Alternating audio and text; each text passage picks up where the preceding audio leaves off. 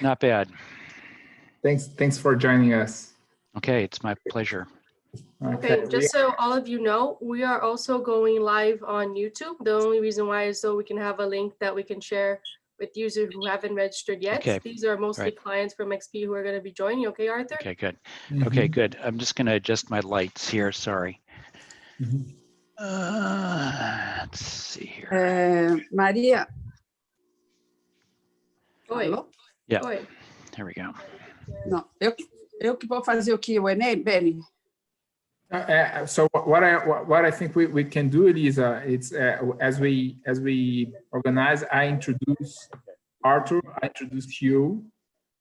I introduce you. And I think we can do pretty much a conversation. Of course, most of the talking, Arthur, it's with you.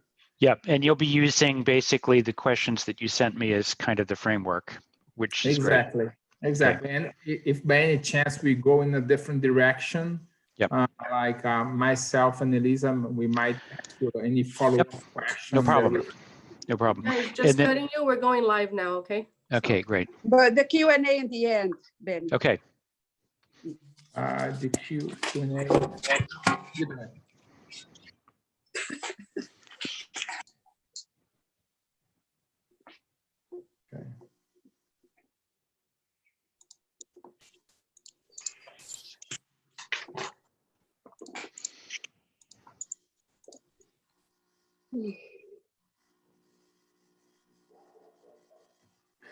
Maria, are we live already? Yes, we have some people coming in right now.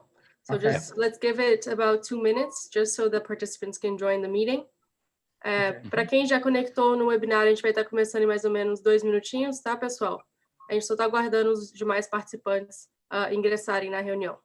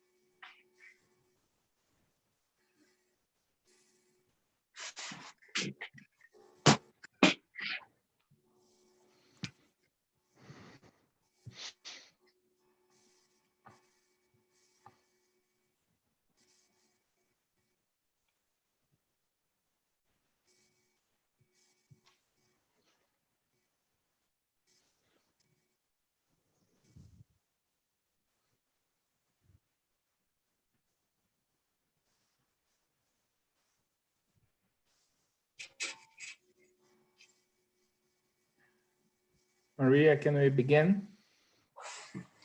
Please go ahead. Yep. Vou começar em português. Obrigado a todos pela presença. Mais um webinar da XP Private. Hoje a gente está tendo o prazer de receber o Arthur Kreber, que é analista da Gaveco, e a Elisa Pepper, nossa CIO em Nova York. Os dois estão baseados em Nova York, e eu falando aqui do Brasil.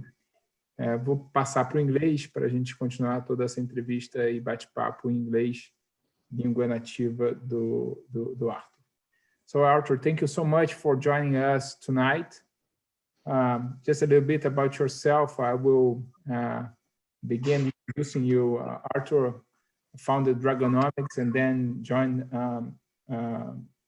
Gaveco when the two companies merged. He is specialized in Asian economic affairs and reported from China, India, Pakistan, and other Asian countries. So he's someone who pretty much all the financial markets around the world listen to understand a little bit more about the Asian economies, and especially China. Gaveco has an office in China, and they are very well known for giving advice for the whole financial markets in what's happening in Asia. So I think he is going to be someone very interesting to us to talk on today, to really understand a little bit about what's happening in Asia.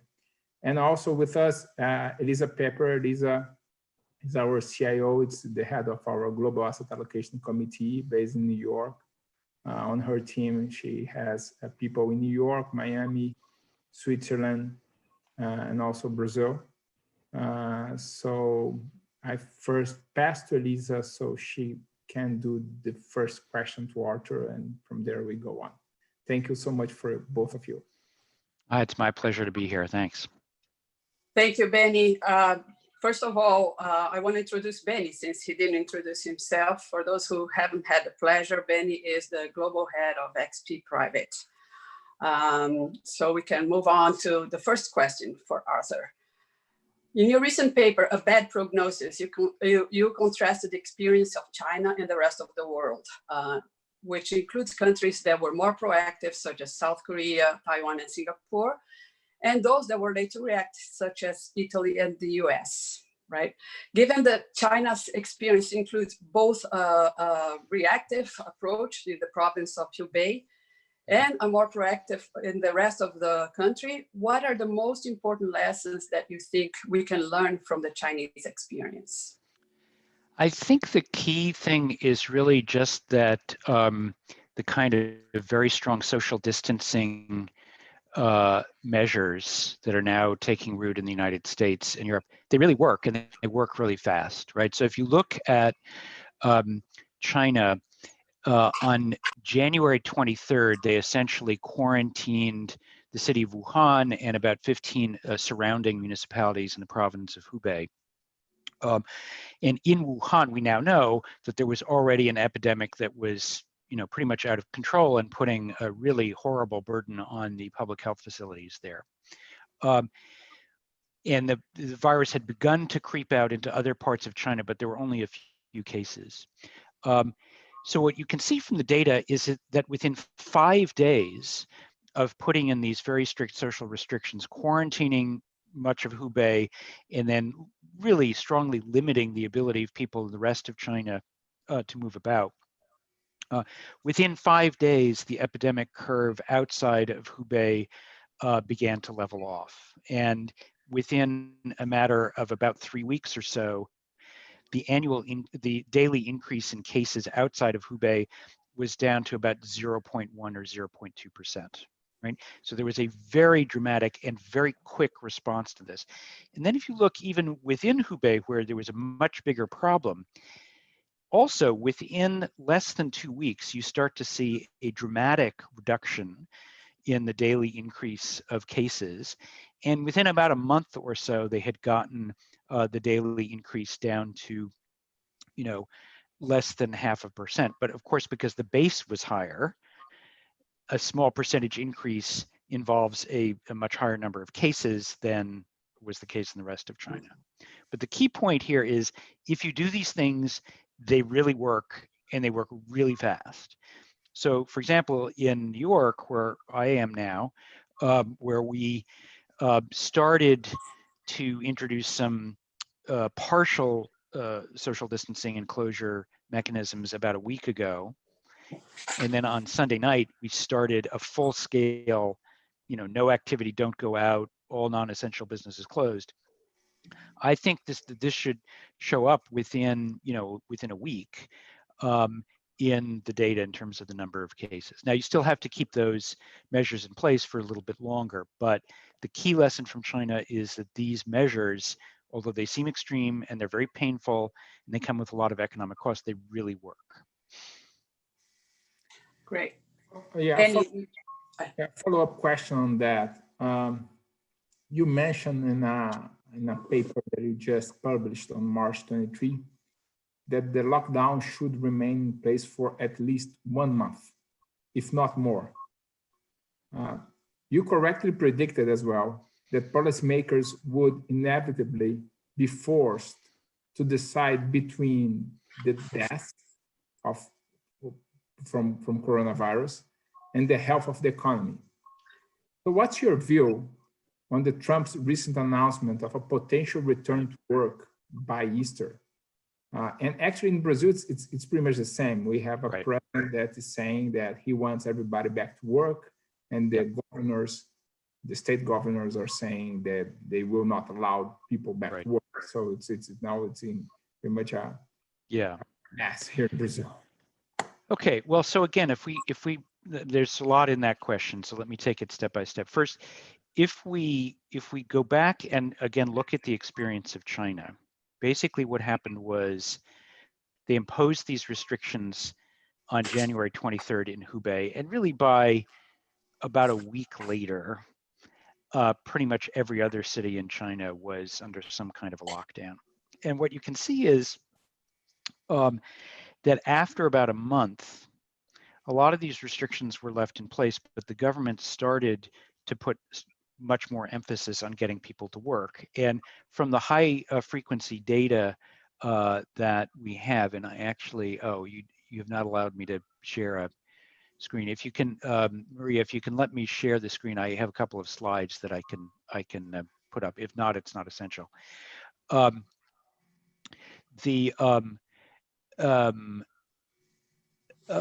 What you can see is that activity began to pick up very noticeably at the beginning of March. So basically, February was a lost cause in China, but after the government started to focus on economic restart, then the indicators started to pick up quite dramatically in March. Now, they've still got a ways to go, and I don't think personally that China will be operating at full capacity until the end of April.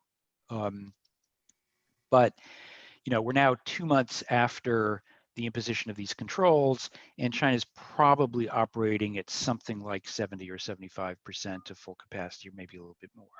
Okay, so that's the template for understanding how long these things will need to be in place elsewhere. I think most of the epidemiologists would say that you need to have at least 4 weeks of these distancing measures in place so that you get the transmission rate of the disease down below 1. And Arthur, if you get transmission below 1, can I now share? I'm sorry to interrupt. You can share your screen if you wish. Okay, great, thank you. Let me just see if I can find the, yeah, here we go. So let me just show you this. We'll show you the activity curve. Oops, that's the wrong one. Okay, I don't want that. Sorry, that's an academic paper. Okay, here you go. So I hope you can see this. So this is a selection of high frequency indicators. And so you can see that there was a dramatic drop off in late January after they put the controls in place. And then you can start to see the red line is property sales, which is a pretty key indicator, was basically on the floor for about 3 weeks. And the last week of February, it started to pick up. And these other indices also started to pick up. So, I think that's the trajectory that, is possible. I think epidemiologists would say that you have to leave these controls in place for at least a month, because if you don't, you probably haven't reduced the spread of the virus to the degree that you need to. So my assessment, so the question then is, okay, that's not what Trump is saying. He's saying, well, we kind of need to be back in business within, less than 3 weeks, back to normal. And I just think that that's unrealistic. And it's unrealistic from an objective standpoint, that it's going to take more than 3 weeks to get the transmission rate of the disease down below 1. And then in the United States, it's unrealistic because Trump actually does not have the power to enforce what he says. It's basically up to the states. So for example, in my state, New York, the governor, put in what he called a pause order, or essentially a lockdown order on Sunday. And he's not going to lift it until he thinks that it's safe to do so, which I think most health experts in New York would say is probably about a month away, possibly a little bit longer. And it really doesn't matter what Trump says. The governor has the power to keep things under control. And I think that's basically going to be the case throughout the United States. The governors are going to make their own decisions about how long things have to be locked down. So clearly the risk is in other countries where they do have the ability, for from an institutional standpoint to bring things back quicker. You know, if they do so, they're kind of rolling the dice, right? Maybe it'll work, maybe they'll be lucky, maybe the transmission will have gotten to a level that it's safe to do so, and maybe not, right? So that, you know, I think there's a real risk there. But in terms of what is actually going to happen in the United States, I don't think it fundamentally depends on Trump. I think it fundamentally depends on the decisions of the state governors. Great. Just a follow-up question. I have asked about Brazil. Our president's pretty much following what Trump is doing in the United States, behind 1 or 2 days, maybe. Right. And do you have any specific view? It's pretty much the same. So for Brazil, you feel the same way? Or I don't know if you have. Well, yeah. So I guess my problem is that I don't know quite enough about the institutional structures in Brazil to know whether the state governors there have the same degree of power as they do in the United States, or whether there's a higher ability of the central government to make these decisions. What I would say is that I think the decisions of the leaders are going to be highly sensitive to public perceptions of how the disease is spreading. So if you have a situation in Brazil where after a week or two, you're still getting a huge rise in cases and they're popping up more and more places, my suspicion is that it will be very difficult, if not impossible, for President Bolsonaro to say, we can just go back to business, everything's fine, right? So I think it really depends on what is the progress of the disease and how aware people are of that, and that will probably be more important than any sort of thought that happens to be going on in the president's mind. Oh, Elisa, I'm sorry. Just one last follow-up question on my side, and then I pass to you. Arthur, do you think we are seeing a lot of articles, New York Times and Brazil, it's pretty much the same. A lot of people saying that the financial damage could be even worse than the COVID-19. Since you follow the markets in Asia and you follow the news in Asia, was that mentioned there? That type of discussion happened there like months ago, or that's something strictly from the Occident part of the world? Yeah, okay. So I guess I'd preface this by first making it very clear, I think there is going to be a lot of economic fallout from this, and it's not going to go away quickly. I think we're going to spend much of this year trying to contain and then recover from the economic damage that's being posed. So this is a serious issue. However, I think from the purely financial perspective, I think the US has taken very aggressive steps, and this is basically in the hands of the Federal Reserve. They moved very promptly to move interest rates to zero, and they've moved very promptly not only to expand the quantitative easing program, but also to announce that they're going to start buying corporate bonds directly. And that addresses, I think, a couple of key issues. One is they learned from the financial crisis back in 2008 that if you hesitate even a moment in assuring liquidity to the financial system, the effects can be catastrophic. So they've avoided, you could say, a repeat of the Lehman Brothers moment. You know, and the other benefit they had is that the financial sector in the U.S. is fundamentally much less risky today than it was in 2008. So the distance that you had to go before causing a financial seize up was farther. But still, prompt action by the Fed was very important. Second, they've paid attention to the fact that this time around, the clear locus of weakness was in the corporate credit market. Okay, 10 years ago, it was in CDS and commercial paper and these kinds of things. This time it's corporate credit because a lot of companies are highly leveraged. There's a lot of high yield credit out there. And so by saying, look, the Fed will buy all of the investment grade stuff, or a lot of it, they have really, I think, instilled a lot of confidence that they will do everything possible to avert a repeat of the kind of financial catastrophe that we had in 2008. So I'm actually, so between that and between the very impressive fiscal package that appears to be about to be approved by Congress, which includes a lot of support for companies of all sizes, I think we're probably going to be able to get through this without a really major problem in the financial system of the type that we had back in 2008. There will be a lot of problems in the corporate sector. And personally, my biggest fear is for the small business sector, because a lot of the programs that they have provide plenty of support to larger businesses. For small businesses that essentially depend on cash flow, like all of the businesses in my neighborhood in New York, they have very little recourse. So something is going to have to be done pretty quickly to ensure solvency for small businesses. And that's going to be tricky. And I think there's going to be a lot of problems along the way. But I think the financial sector specifically, it seems to me so far, it looks like the Fed has got that under control. So I'm going to jump in just since we are on this topic. I had other questions about New York since you're here and I am here as well.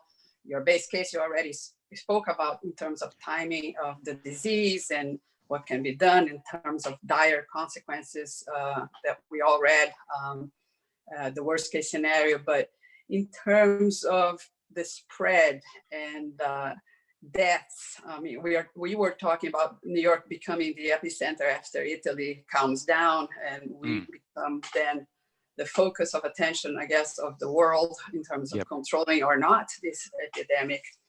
And I guess the question is like, we do think there will be thousands of deaths in the region here or in the US as a whole, most prominent in New York.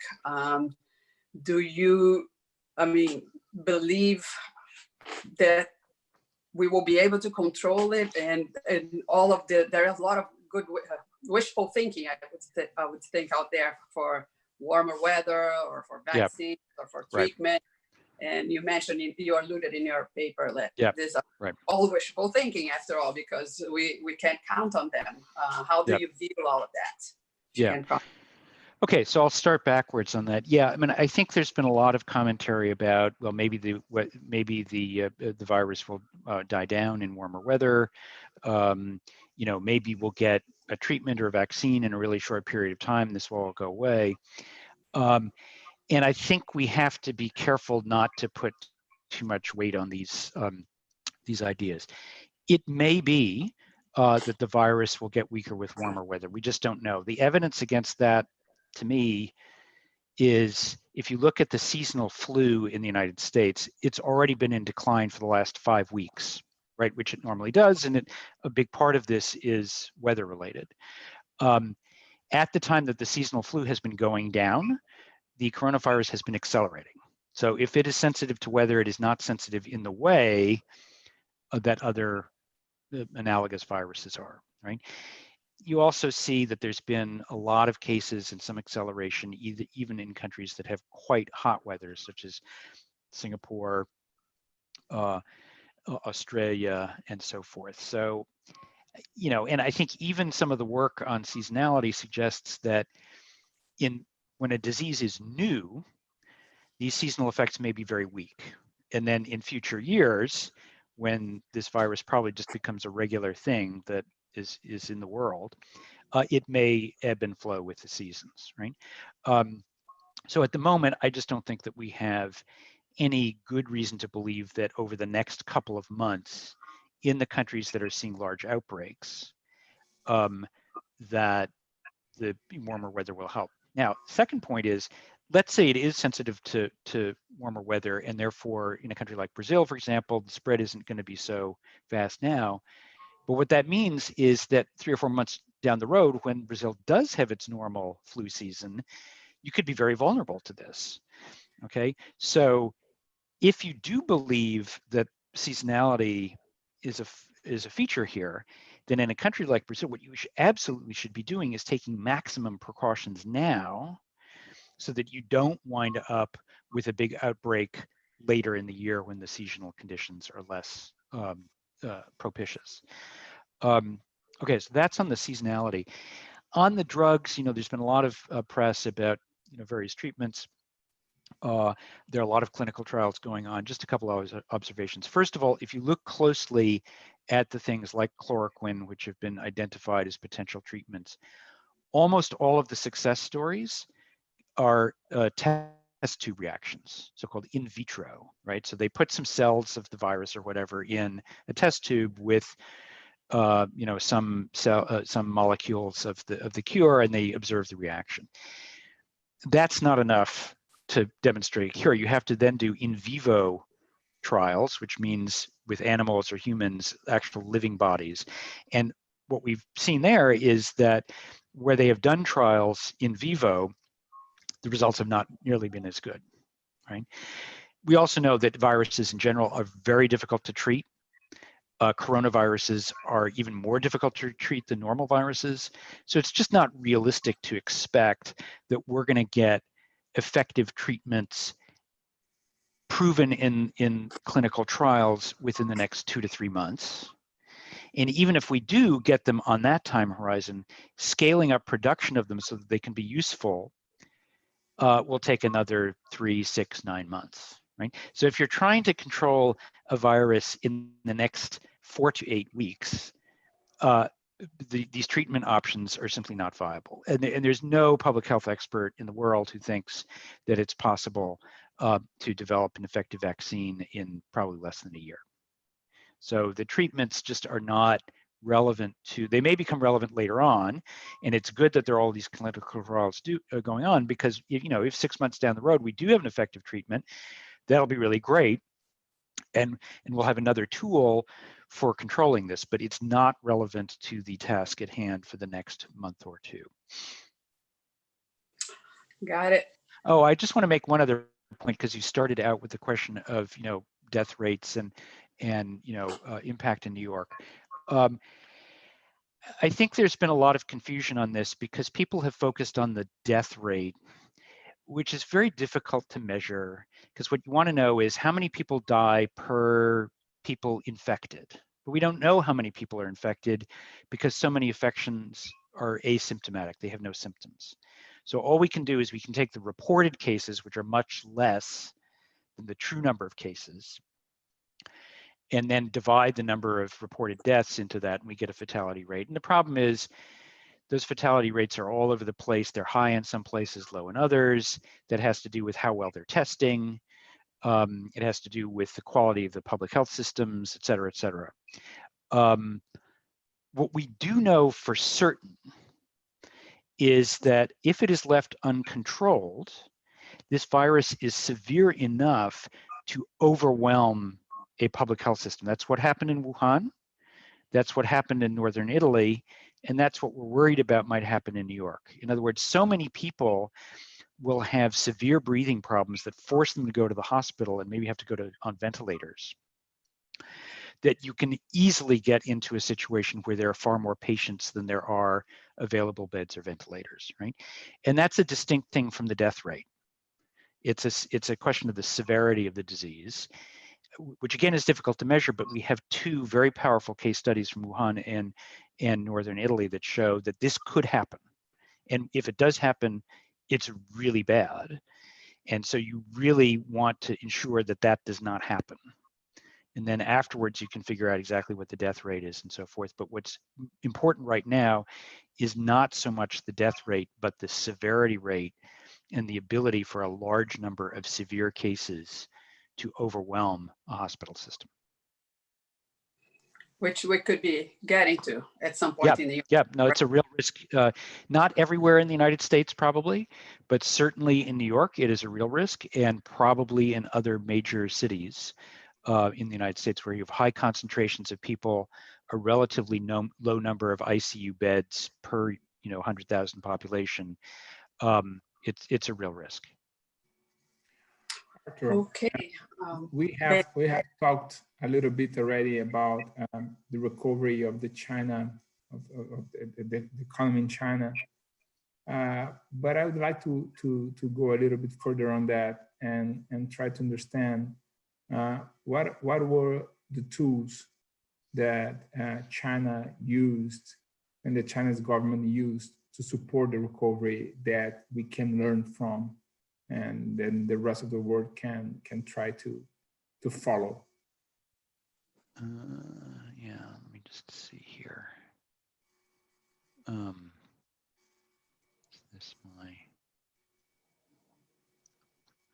I want to go back to my chart here. Yeah, here we go.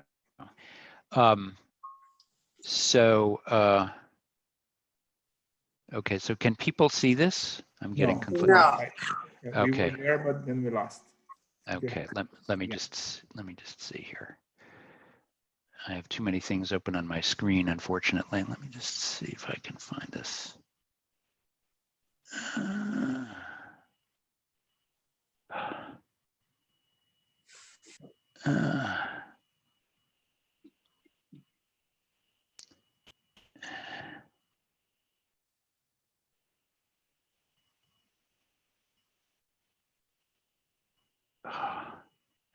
All right, I may not be able to share because I'm having difficulty finding the right thing. Well, let's not worry about it.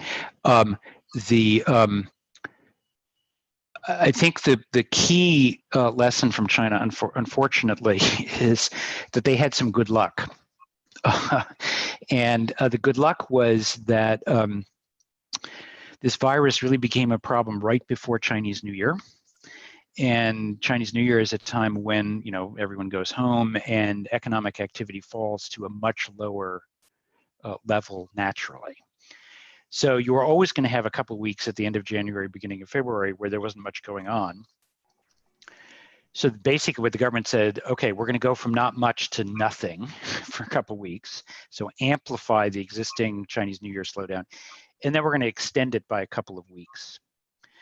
So the downturn in China, you know, was bad, but if you were going to have a social lockdown of this nature, they had it at exactly the right time, namely the time of year when the least amount of economic activity is happening anyway.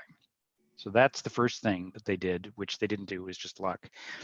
The second thing is, about a month in, they started changing the sort of public messaging, and the emphasis shifted from contain the virus at all costs to, yeah, contain the virus, but please also come back to work, right? So there was essentially a publicity campaign to try and get people back in, and you know, that's been ongoing now for a month, and it has sort of encouraged people and companies to get back to work. And you know, beyond that, they actually have not done that much. I mean, the fiscal response has been very modest. The monetary response has been very modest. They really have resisted the idea that they need to do a lot of stimulus to get the economy going again. And you know, essentially, policymakers took the view that, okay, this is a short-term exogenous shock. It has nothing to do with the sort of structural foundations of the economy. We have to put everything on hold for a couple of months. That means we're going to have a really lousy first quarter. We're not going to hit our GDP targets for the year. We'll live with that. That's fine. And then we will just make sure that once we got the virus under control, that we bring people back in stages. I think the key sort of comment I would make, and I really would like to see if I can figure out how to get this presentation up.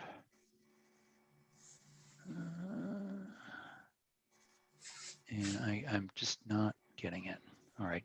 Okay, I have if you want it, send it to me by email. Do you have my email? And I try to share here. Yeah, well, actually, I can probably just read it out, right? So I have a chart here, and I'm happy to send these slides to anyone who wants, or I'll send them to you, Benny, and then you can distribute them to participants. But the key point that I wanted to make was that, you know, you have, as of now, if you go down the list of sectors, the government will say, well, we're somewhere between 80 and 95% resumed in most sectors, with a couple of exceptions. The big exception is small and medium-sized enterprises, which have only resumed at about 60%, right? So that's the government perspective, then what does this mean, though? Well, a company can be back in business, but they might only have half of their employees at work or something like that. So they might be operating in less than full capacity. So the government, I think, the other thing that we can learn from them is that rather than saying, all right, problem is solved, everyone get back to work immediately, they've been doing it very incrementally over time. They've been at it for a month, gradually bringing things back. It's probably going to take another month before everything is back at full capacity. And I think the lesson there is that that's the right balance between epidemic control and economic resumption. You don't do everything all at once. You do it in stages, because if you do it in stages and then suddenly there is another outbreak, which could happen, then you have the ability to tamp down that outbreak very quickly before it gets out of control. So I think the situation in the US and Europe is going to be a little bit different, because frankly, especially in the US, we started the social controls much later, and so the cost is going to be much higher. And we've had to put in place fiscal and monetary support measures that the Chinese really didn't have to dream of. And as I suggested, I think the big problem that you see both in the US and in China, frankly, is in the small business sector. So the small business sector in China is still basically not back to work. And the small business sector is the sector in the United States that is going to be hit by far the hardest. And it's very difficult to reach these businesses because they're small, and you can't, it's very difficult to direct credit to them.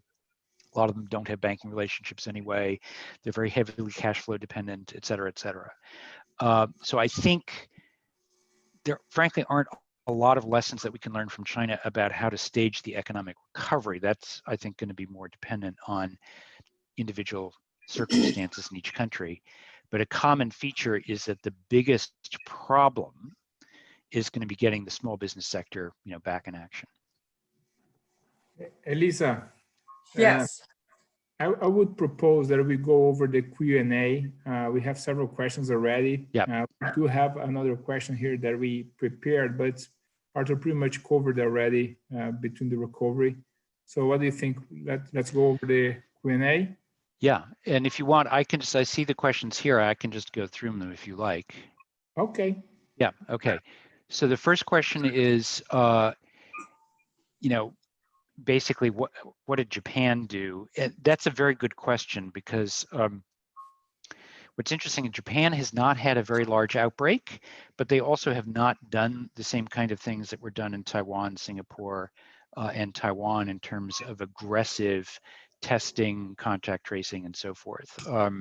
So I don't really have a great answer for why Japan has been, relatively immune to this.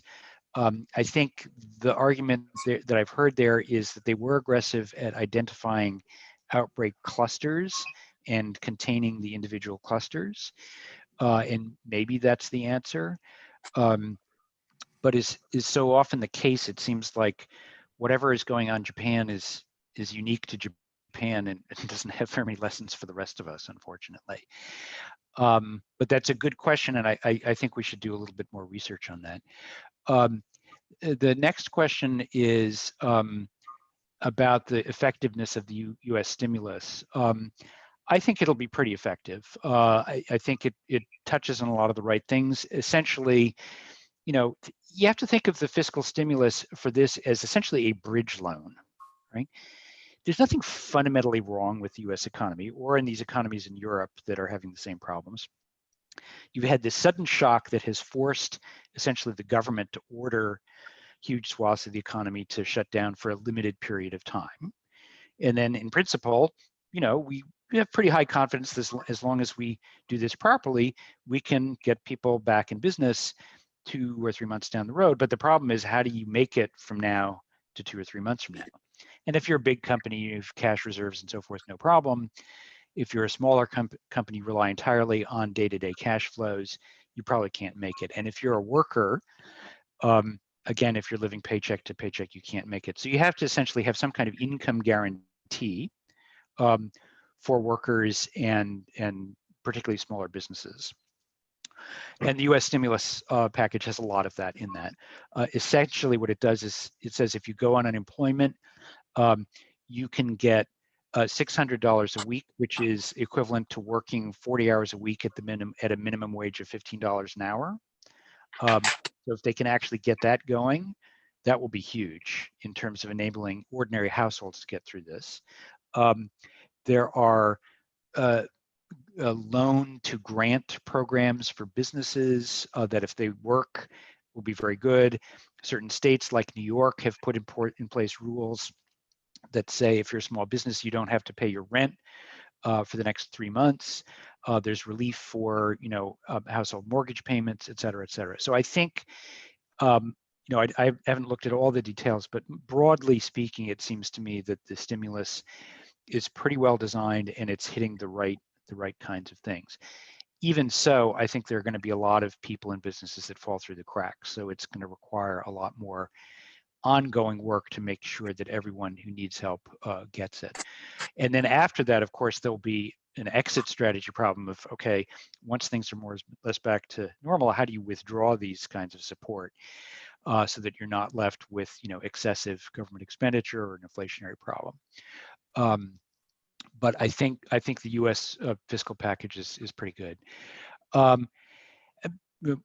There was a question about China's fiscal and monetary response, which I already answered, but I'll repeat it again. Basically, China has not done very much either on the fiscal or monetary front. And in fact, we're somewhat concerned that they're a bit behind the curve. Monetary policy, we don't have a problem, but fiscal policy, we think they've maybe been too conservative. And that they should be doing more to stimulate demand now, because it's going to be slow going to get demand up, especially since the rest of the world is going into recession. What's interesting is that China has actually done almost no real fiscal or monetary stimulus so far. We think they're going to have to do more, mainly on the fiscal front. So now we have a question about herd immunity. So this is an interesting debate. So, essentially the way sometimes that diseases like this get control is that enough people in the population become immune to the disease, either through exposure or through a vaccine, that the virus doesn't have enough hosts to go around and it kind of dies off of its own, right? And so, there is a theory that why don't you just if you do too much lockdown, then you prevent herd immunity from developing. And so you're just pushing the problem off to later. And, you can lock it down now, but then maybe you'll have a second wave later. And to this, I understand the logic there. The problem is if you just gamble that you let the virus run rampant and then ultimately 60% of the population are infected. And so then there's a herd immunity that develops. Maybe that works, maybe it doesn't. And along the way, maybe 5 or 10 or 20 million people die, more than would normally die, right? So that is a very high stakes gamble. And I don't think it's a gamble that any democratic government can really afford to take. I will refer you, there's an excellent piece on Medium, the website Medium, by an entrepreneur called Thomas Pueyo, P-U-E-Y-O. It's called The Hammer and the Dance. You can easily Google it. This is sort of the outgrowth of a crowdsourced research project that has really done a lot of excellent work on this. And he has a terrific set of graphic representations about why you don't want to just rely on herd immunity and why you do want to socially distance, and why if you do it properly, you should not get a secondary outbreak, right? And the logic is pretty simple. Number one, if you do the social distancing, basically what that will do, if you do it properly, is that within a month or two, you reduce the transmission rate from, let's say, 3 to under 1. And what that means is a transmission rate of 3 means I get the disease And then on average, I pass it to 3 other people, right? If you get the transmission rate to under 1, that means that the disease level's off and you don't get this increase in new cases. So you still have a lot of cases running around, but it doesn't increase. And what that enables you to do, once you get the transmission rate under 1, then you can step back and use much more targeted approaches like testing everyone, tracing all the contacts of people who test positive, protecting very vulnerable populations like old people. So you can have these other things that allow most economic activity to return, but also enable you to control the disease. And if you do that properly, then you won't get a secondary outbreak, because if you start to see one, you can move in, mobilize against that little outbreak and contain it where it is. So I've not done justice to the argument. You should really go and read that piece, but it's very persuasive. So I think that the measures that are being taken now are absolutely correct to contain the virus. But what we have to be ready for is that even after these strict controls are removed in a month or two, we may have to have another 12 or 18 months of kind of low level, testing of everyone, taking your temperature, going into a public place, all these kinds of things that are designed to keep that transmission level at below 1. And that second stage is just as important as the first stage. Then last 2 questions that we have. Oh, I've got a whole bunch of new questions here. Yeah, so let me just talk about, I think there's some questions that relate to just how bad is this going to get and what impact is this going to have on currencies and asset markets. So let me address those. Our estimates, and these are still very preliminary, is that GDP growth in China in the first quarter is going to be probably around -5. So that compares to +5 or 6 in the last quarter of 2006. So that's a negative 10-point swing. For the United States, our estimate would be that you're probably going to have negative growth of -7 to -10% in the first quarter. That could be alleviated by the stimulus measures. And sorry, the US figures relate to the second quarter, not the first quarter. For the EU, it's probably 9 to 18%. And this has to do, the difference, the reason the EU gets hurt worse is that the composition of the economy is a little bit different. So the sectors that have to be closed down more are a bigger share of the economy. But that's order of magnitude, that's what you're looking at, is -5 to 10% declines, year-on-year declines in GDP in the second quarter in most of the major economies, and potentially worse, right? Before you start to factor in offsetting stimulus measures. It's pretty bad. At the moment, China is coming out of its recession earlier, but the problem is they're very export-oriented, so they're going to get hit by the fact that their workers are all back in their export factories, but probably no one's going to be buying their stuff. So I think actually the recovery in China is going to be a lot slower than the Chinese think. And I think that's probably going to be the experience everywhere, that you're going to have a really bad second quarter. Things will gradually start to get to normal. Third quarter will be very subpar.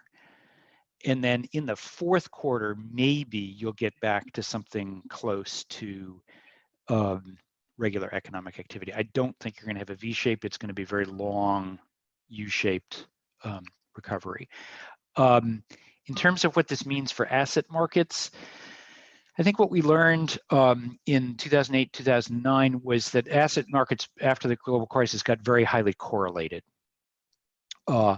So the US and Europe had kind of different policy responses, but the asset markets basically moved up in tandem.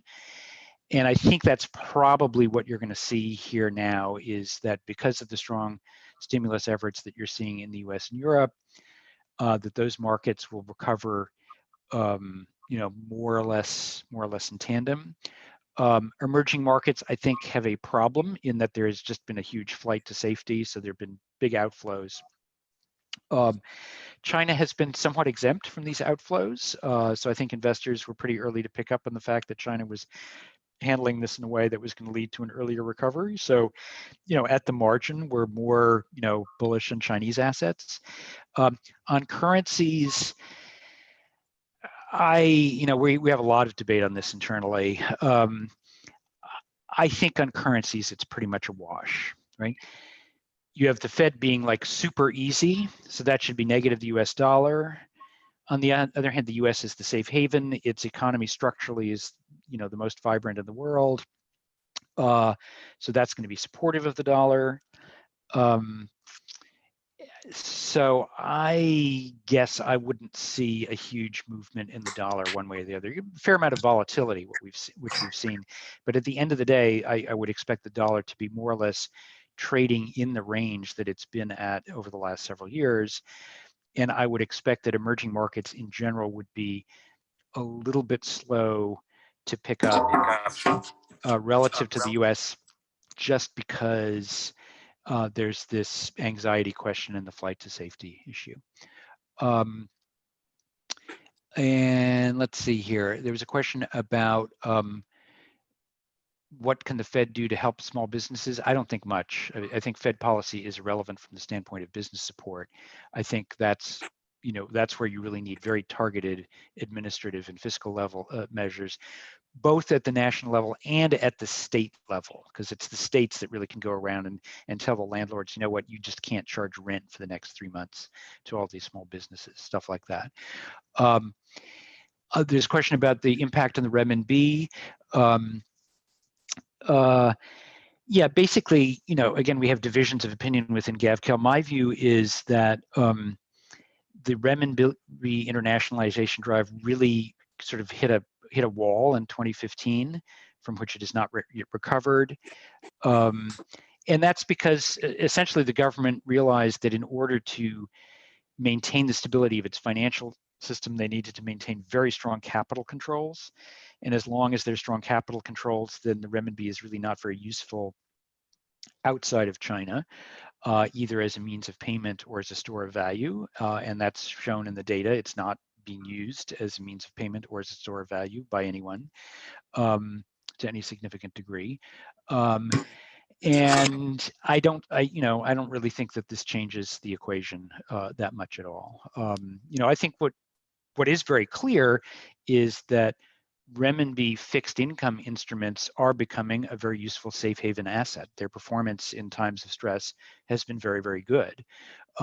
So that is a real thing. But the degree to which investors can really avail themselves of that opportunity is limited by the fact that China still has these strong capital controls. And so I don't think this situation changes that much. And then finally, there's a question on technology. Technology is kind of interesting. It enables certain kinds of businesses to stay in business. Like, our business, everyone can work remotely. It's no problem. There's a whole category of services businesses, particularly in the financial sector.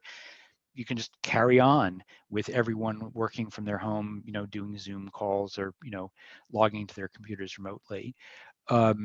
So I think that the upside of technology is that enables some activities to continue. You apparently have had the ability of cloud providers like Amazon Web Services and so forth to dramatically ramp up server capacity very quickly, so that the internet is not breaking. I was actually quite concerned that if the entire world started living its life on Zoom, how long would it be before we just blew up the bandwidth? And so far, that doesn't seem to be happening, right? So that is, I think, a positive. I think the flip side of that is, in this very interconnected world, two things happen. First of all, we've seen an explosion of travel in this technologically connected world, and that is what has led to the ability of this virus to spread so quickly to so many places. So that's negative. And then the other thing is the role of social media, right, which is very ambiguous. It has really led to the explosion of a lot of misinformation, scare stories, panic, and so forth. So in this connected world, it becomes a lot more challenging for governments to do their job of really trying to promote public safety in a sensible way without stimulating panic. And so far, I have to say that I think for the most part, governments in Europe and the US have done a pretty good job at this. In the US, particularly at the state level in some of the better run states. I think New York, for example, is facing a very serious problem, but I think the government here has been quite vigilant in trying to control the messages and reasonably successful in doing so. But it's a real challenge. If I might, Yeah. I think this question about technology, and I see here's a good friend of mine, Marcos Melon. Thank you for participating, Marcos. I think his interest is about to control the epidemic Right. in the mobile world. Yeah. I think you can track who has the virus. Yeah. And you can track them in the cell phone. So it's totally different from what we had on the SARS fixed line, no internet era. That's sort of true, but at the end of the day, there's a physical component to this. I mean, you can't track people unless you do the tests. And the tests involve getting in front of someone and sticking a thing up their nose until it almost hits their brain, right? It's apparently very unpleasant. And if you don't do that, it doesn't matter what kind of tracking technology you have. You have to have the basic testing in place. And the big problem in the United States, the single biggest problem, is that we completely messed up the testing, right? We had this test that the CDC produced, turned out to be a bad test. They couldn't get it out. And we wasted, more than a month where we should have been testing.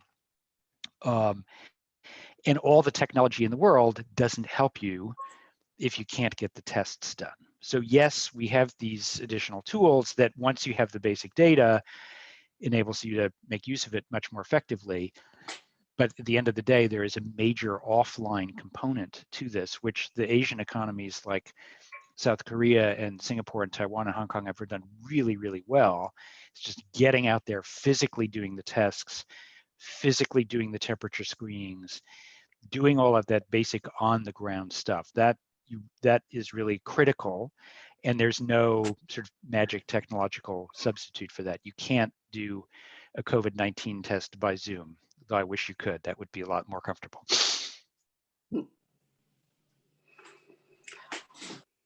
I think we have one last question here that we can cover. If you believe in a strong rebound from the Chinese economy, right.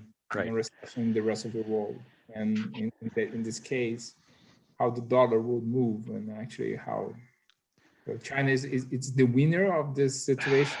Well, yeah, it's a little bit too early about this. You can divide this in two because there's like an economic question and there's like a political question. So on the economics, we're actually a little bit concerned about where China goes from here because, as I said, we don't think they've done enough domestic fiscal demand support. And they're very export exposed, right? So total trade is still about 35% of Chinese GDP. It's very high. And when the world goes into recession, demand for Chinese exports is going to be very weak. So, and the government has been pretty clear that they're not going to do the same kind of massive stimulus that they did in 2009 or 2013 or 2016. So we do not see, and the reason that they're not doing that is that they're concerned about the national leverage level. They've been trying very hard for the last few years to contain the rise of debt, discipline local governments, get rid of shadow finance. Those goals have not gone away. Those are tied to a 10-year view of what China needs to do to stay out of the middle income trap. So we cannot expect China to have the kind of world-leading economic growth that it did in previous cycles. So no, they're going to do relatively better, and I think they'll do relatively better, I think, compared to a lot of other emerging markets.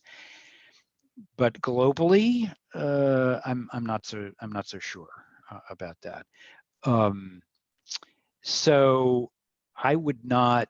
I mean, I think as my earlier answer suggested, I don't see that as a scenario, and therefore I don't really see likely this year either a scenario for a US dollar collapse or for US dollar, shooting the moon and going up by another 10 or 20%. I basically see the US dollar as range trading within the established range of the last 4 years, probably with a lot more volatility. But fundamentally, I don't see that this epidemic is going to change the overall structural dynamics. Just a final comment. I said that there was also a political dimension to this. It's very clear that the Chinese government is undertaking a publicity campaign to say what a great job we did, how we're a model for everyone else. Please don't blame us for letting this virus spread throughout the rest of the world. And there's a lot of political and diplomatic positioning going on for China to use this as an example of why its model of political and economic governance is better. And they, I think, have a lot that they can legitimately be proud of. They also have a lot that they ought to be ashamed of, because the first 6 weeks of the response were really bad and did have a negative impact on the rest of the world. So I think there will be a contest over the course of the year to kind of, gain political advantage from this. But in terms of economics, fundamentally, I don't think it really changes the underlying, economic balance in the world.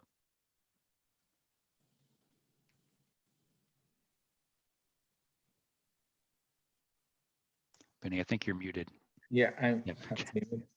Arthur, thank you so much. Thank you so much for your time. Elisa as well. Thank you so much for your time. It was great to have you here with us and with our clients at XP. Thanks to Zoom, we are being able to do those type of events easily. And also, I would like to thank to your partner, Steve, who were able to set up this meeting for us. So I hope to see you again soon in another webinar with us at XP.